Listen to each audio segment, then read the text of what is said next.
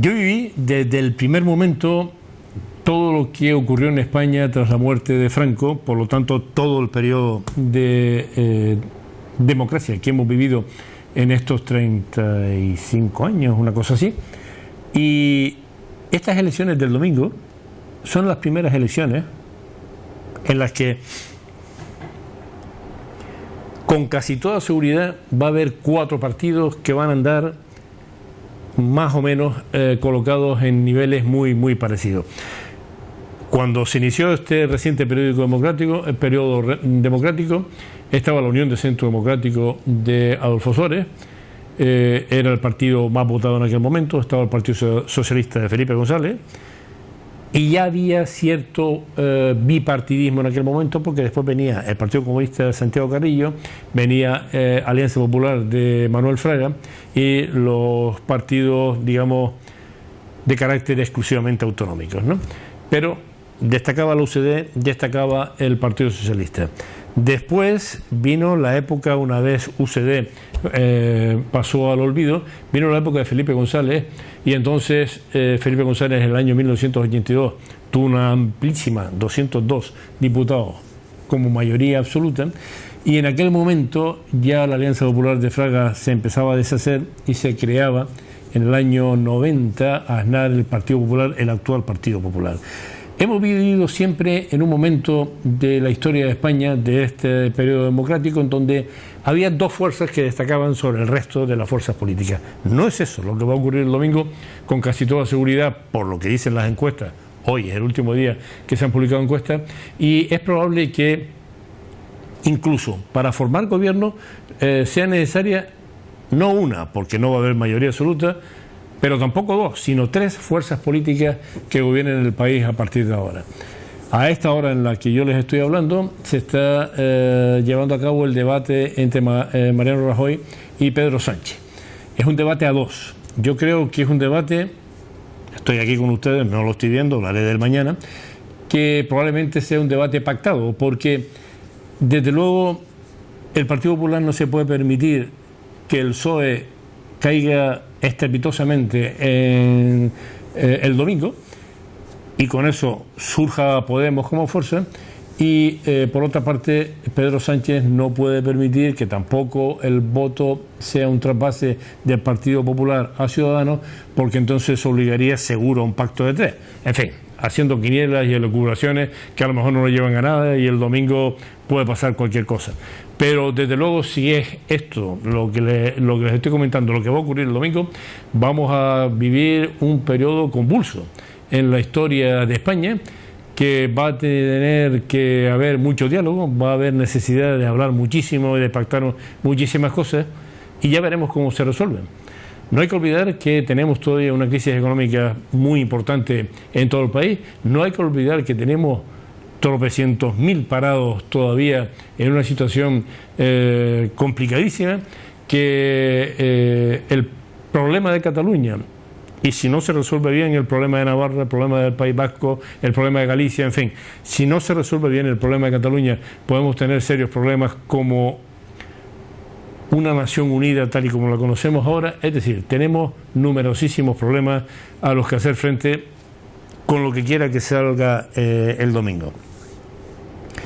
Muchas personas me piden que les diga lo que yo voy a votar. Eso lo diré el jueves. Mejor dicho, no diré a quién voy a votar, sino a quién no voy a votar, y después que cada cual piense lo que estime oportuno. Pero lo cierto es que el voto del domingo tiene que ser un voto responsable.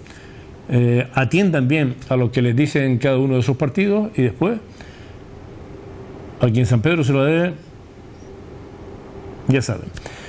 En otro orden de cosas, saben ustedes que el pasado viernes hubo un ataque a la embajada de España en Afganistán, en Kabul, y yo oí a Mariano Rajoy cuando empezó a decir que había habido un atentado en la embajada de España en Afganistán, pero que no había habido ningún muerto español, que había sido no un ataque contra la embajada, sino que había sido un acto terrorista que no tenía que ver como ataque a España. Una hora después de el inicio del ataque a la embajada, el gobierno de España no se había enterado de lo que estaba ocurriendo, y lo que estaba ocurriendo era un asalto en toda regla a lo que es una zona cochambrosa, porque es cochambrosa, que quieren que le diga. Son 3 cuerpos de edificios. La puerta principal es una puerta principal que estaba sellada, tapiada, y había una subpuerta de hojalata que tampoco cerraba bien, o sea, algo esperpéntico. Era un ataque en toda regla, un ataque que duró 11 horas, pero 11 horas estuvieron combatiendo allí los que estaban dentro contra los que venían de fuera a asaltar la embajada. De ahí que muriera primero uno de esos policías enfrentándose a los que asaltaban la embajada, y después, cuando ya intervino la policía afgana y sobre todo miembros del ejército de Estados Unidos para tratar de combatir ese asalto, pues se descubrió que había otro cuerpo de otro policía español fallecido. ¿Cómo es posible que el gobierno de España no supiera lo que estaba pasando allí en aquel momento? Resulta realmente asombroso. ¿Cómo es posible que, no teniendo la información, claro, no tenían la información? Rajoy dijo una bobada en el inicio que después tuvo que rectificar, incluso dijo que había habido un herido, un policía español, pero que ya se lo habían llevado al hospital y que no había pasado nada más, cuando ya había fallecido. ¿Cómo es posible que no tuvieran la información necesaria para de inmediato contactar con quien allí tiene un posicionamiento más fuerte que el de España, los Estados Unidos, y pedir ayuda para que fueran a repeler el ataque? Resulta esperpéntico que el gobierno de España tenga unos servicios de información, el CNI, el ejército, la policía. ¿Cómo es posible que no sepan esas cosas? En muchísimas ocasiones yo les he dicho aquí que el único enemigo que tiene España está al sur de España, en este caso al este de Canarias, y es Marruecos. En Marruecos en cualquier momento puede haber un estallido yihadista y los problemas los tendríamos nosotros.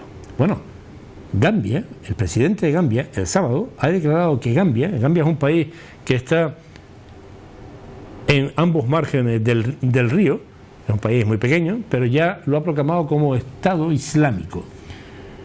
Gambia está por debajo de Mauritania, es decir, ahí mismo. Si en Marruecos ocurriera algo parecido a eso, ¿qué respuesta tendría España frente a un enemigo extremista ahí enfrente?